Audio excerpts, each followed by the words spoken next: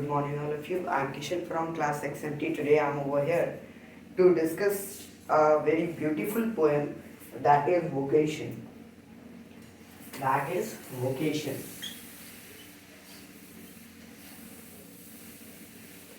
That is written by Rabindranath Tagore.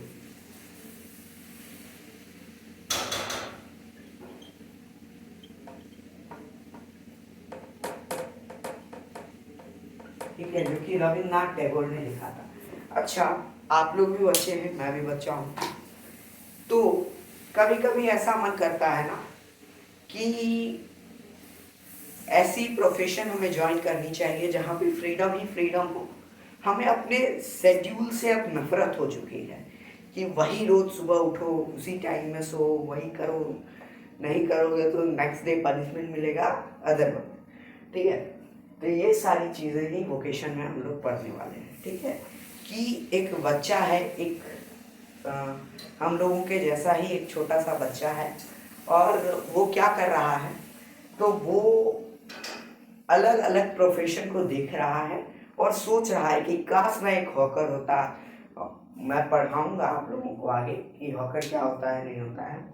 सो पहले हम लोगों को द वर्ड वोकेशन का मतलब पता होना चाहिए। So the vocation means, vocation का मतलब होता है ऑक्यूपेशन। ऑक्यूपेशन और एक मतलब होता है जॉब, और एक मतलब होता है इसका प्रोफेशन। ठीक है, तो वोकेशन का मतलब होता है ऑक्यूपेशन, पेशा। ठीक है, और ये कविता लिखी गई है हमारे रविन्द्रनाथ टैगोर के द्वारा, जो कि एक बहुत ही अच्छे व्यक्ति थे। मैं क्या ही बताऊं उनके बारे में। उन्होंने ही हमारे नेशनल एंथम जनगण मन को लिखा है। When the gong sound 10 in the morning and I walk to school by our lane। तो देखिए क्या कह रहे हैं रविन्द्रनाथ टैगोर। यहाँ पर एक छोटा सा बच्चा है जो कि बोल रहा है, तो यहाँ पर रविन्द्रनाथ टैगोर नहीं बोल रहे हैं, यहाँ एक छोटा सा बच्चा बोल रहा है। Who is the character of the poem? So a young small child. ठीक है, तो कह रहा है वो बच्चा कि जब गोंग साउंड, गोंग का क्या मतलब होता है? गोंग, तो गोंग का मतलब होता है, अच्छा आप लोगों ने आज तक बेल बजाते हुए देखा है भैया को? स्कूल में वो लोग एक प्लेट रखे रहते हैं, उसी प्लेट को गोंग कहते हैं, और उसको हथौड़ी से पीटते हैं। ठीक है, तब वो साउंड को रिफ्लेक्ट करता है। इसका मतलब गोंग का क्या मतलब होगा? A tool which reflect sound.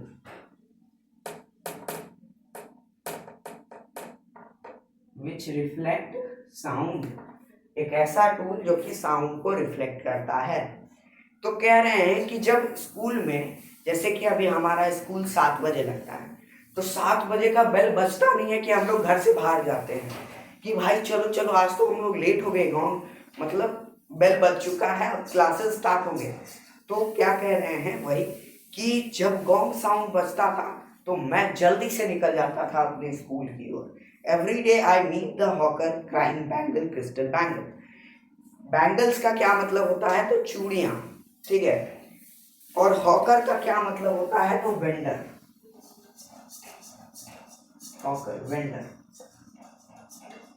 ठीक है, हॉकर मतलब एक पर्सन जो कि अपना ठेला लेकर के घूमता रहता है और अपने चीजों को बेचता रहता है, जैसे कि सब्जियां, सब्जी वाला, बैंगल्स वाला, ये सब चीज। ठीक है, तो वो कह रहे हैं कि जब भी गॉन्ग साउंड बजता है तो हम स्कूल की तरफ निकलते हैं, क्या देखते हैं रास्ते में कि एक हॉकर भैया हैं, वो क्रिस्टल बैंगल करके चिल्लाते। यहाँ पर एक वर्ड आया है क्राइम। यहाँ पर क्राइम का मतलब रोना नहीं है, बल्कि यहाँ पर क्राइम का मतलब है स्क्रीमिंग, मतलब चिल्ला चिल्ला करके किसी सामान की प्रचार करना, किसी सामान को बेचना। ठीक है, वो क्या चिल्ला रहे हैं वो हॉकर भैया? Crystal bangle. क्रिस्टल, क्रिस्टल का क्या मतलब होता है? तो क्रिस्टल का मतलब होता है ट्रांसपेरेंट। क्रिस्टल का मतलब होता है transparent. There is nothing to hurry him on there is no road he must take, no place he must go to, no time when he must come home.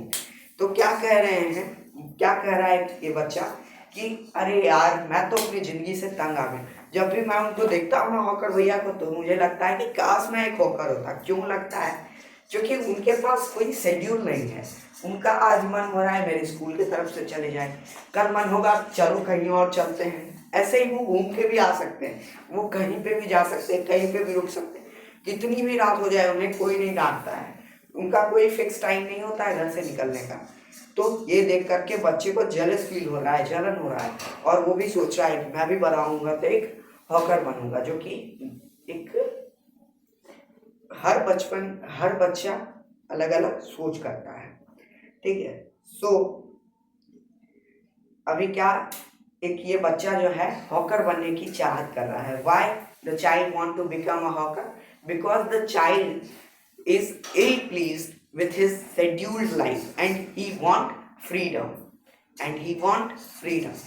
so in our next part, so in this series we will also make part 2, in which we will understand about gardener, and in our third part of this video lecture we will understand about watchman.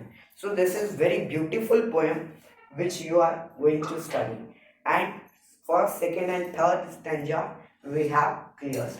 Thank you, Alexia.